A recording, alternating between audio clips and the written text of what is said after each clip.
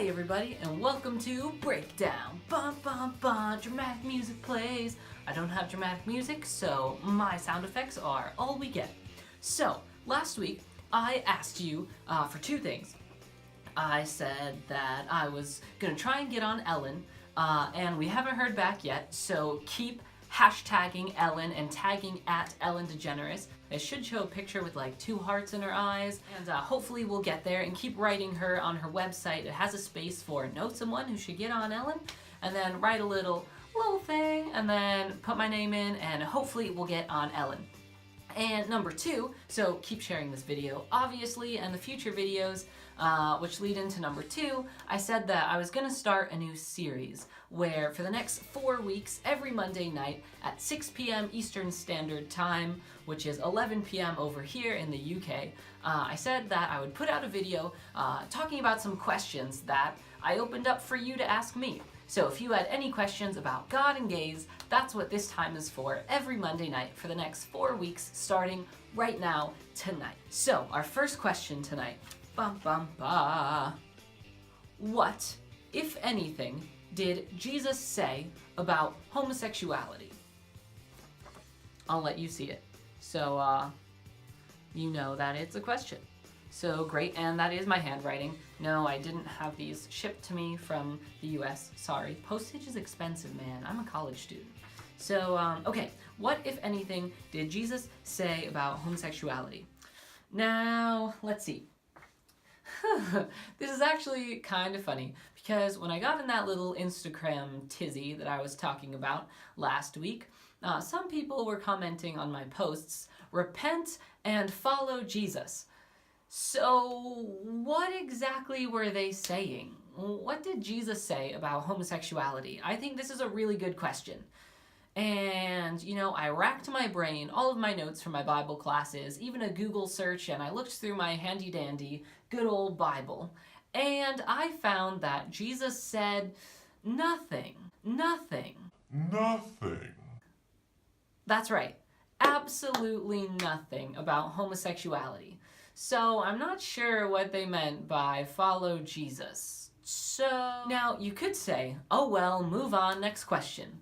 But I think the fact that Jesus didn't say anything is actually a pretty big deal. Like, Jesus had the power to flip tables, felt like, I don't know, raising people from the dead and healing lepers, and yet he didn't just magically make a gay man straight in the Bible? Why doesn't that appear? So, is this coincidence? I don't know. Maybe, but maybe not. Maybe the fact that Jesus doesn't say anything says more about what his mission is about. So let's look at what Jesus did say. Well, everyone probably knows that Jesus said, love your neighbor, right? That pesky lawyer was asking Jesus what the greatest commandments were. And Jesus said to love God with all your heart, soul, and mind, and to love your neighbor as yourself. And then Jesus said that pretty much anyone is our neighbor. So we pretty much all know that.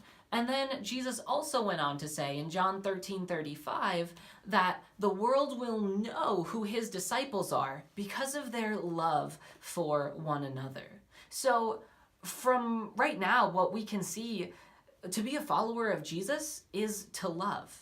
So even though Jesus didn't say anything about homosexuality, which may or may not mean something, we do know that to be a follower of Jesus means to love. And that's what he did say most of the time. Next question. How should Christian parents react if one of their children comes out as LGBTQ+?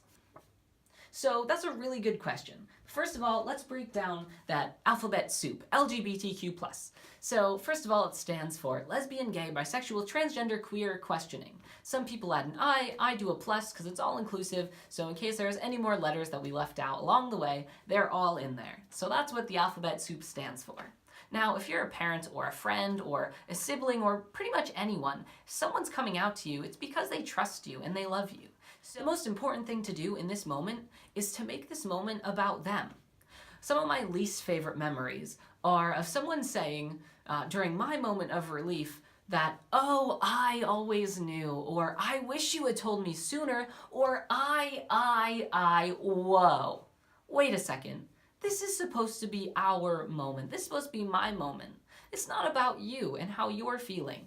Yes, it's okay to feel. Everybody has feelings. But this moment is about the person who's coming out and making sure that they feel validated and safe.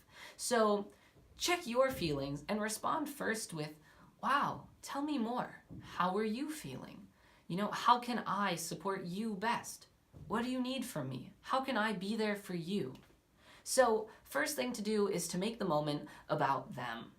And next thing to do, it's clear that some people may be feeling some dissonance. No matter what your theological background is, maybe you've grown up hearing that it's not okay to be gay and to be loved by God. So if you're feeling that dissonance, it's okay and it's natural because that's something you grew up with. But this moment isn't about you and that feeling.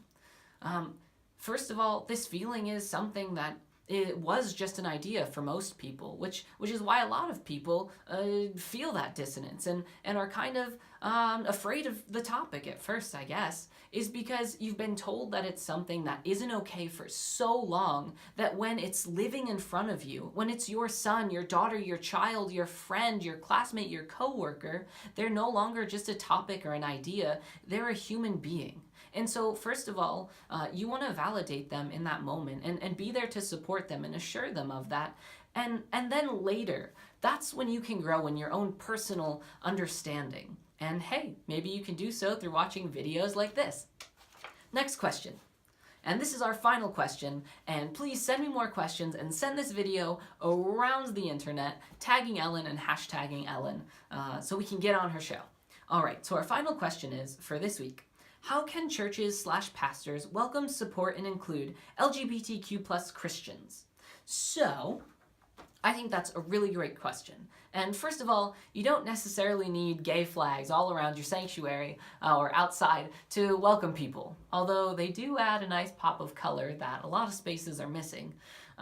All you need to do, no matter if you're a progressive, conservative, centrist, or don't even know, is to affirm them as a person, is to put our theologies aside and say that we agree that to be a follower of Jesus means to love all of our neighbors, which means anybody. So if you can put your theology aside and love a person as a person and grow in a relationship with them, that's the most important thing you can do to be welcoming, to say we love you and we welcome you.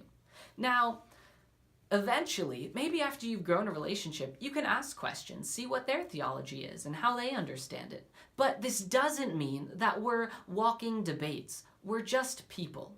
I just happen to be a passionate one who enjoys a good banter.